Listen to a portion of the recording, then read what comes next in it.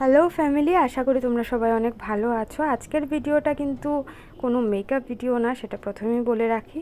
তো সেই জন্য আমি এই ভিডিওতে কোনো ফাউন্ডেশন, কোনো প্রাইমার, কোনো কনসিলার, কোনো কাজল, আইলাইনার, সেটিং স্প্রে, এমনকি লিপস্টিকও ইউজ করব না। হ্যাঁ, তোমরা ঠিক শুনেছো, আমরা কিছুই ইউজ করব না। তারপরও থাম্বনেইলের মতো কিভাবে এত ফ্রেশ লুক পাওয়া যায় চলো দেখি।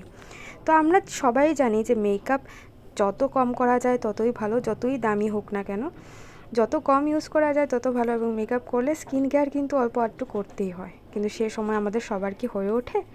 তো প্রতিদিন তো সবারই বেরোতে হয়। কিভাবে ফ্রেশ লুকে আমরা বেরোতে পারবো মেকআপ ছাড়াও, সেই জন্য আজকের এই ভিডিওটা করা।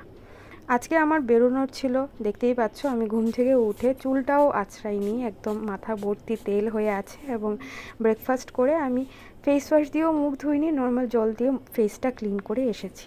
আমার কাছে দুটো টোনার আছে, আমি দুটোই খুবই পছন্দ করি, কিন্তু ডেইলি ইউজের জন্য আলপস গুডনেসের এই টোনারটা ইউজ করি। তারপরে আমি পন্ডসের যে লাইট ময়শ্চারাইজার ওইটা ইউজ করে নেব। তোমরা চাইলে জেল ময়শ্চারাইজারটাও ব্যবহার করতে পারো। এবার মনে রাখতে হবে প্রতিটি স্টেপ করে স্কিনকে কিন্তু অ্যাবজর্ব করার জন্য 2 থেকে 3 মিনিট অন্তত সময় দিতেই হবে। এবার দিনের বেলা বের হবো, সানস্ক্রিন ছাড়া কি চলে? তাই আমি এখানে ইউজ করছি মিনিমালিস্টের SPF 50 সানস্ক্রিন, যেটা PA++++ ব্রড স্পেকট্রাম। তো তাড়াহুড়োয় কম দিয়ে ফেলেছি। 2 ফিঙ্গার মেথডে কিন্তু তোমরা অ্যাপ্লাই করবে। বিশ্বাস করো, এটা আমার সেকেন্ড পারচেস, আর এটা কোনো হোয়াইট কাস্ট চিপচিপে ভাব কিছুই ছাড়ে না।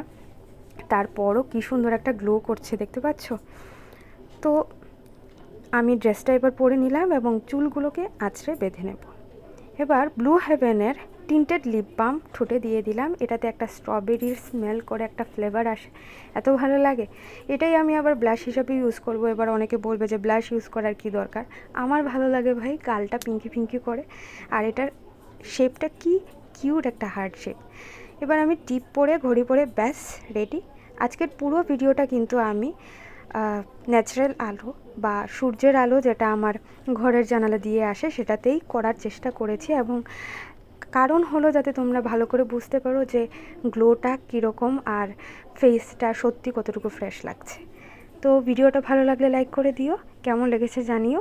থ্যাঙ্কস ফর ওয়াচিং, দেখা হচ্ছে পরের ভিডিওতে। টাটা।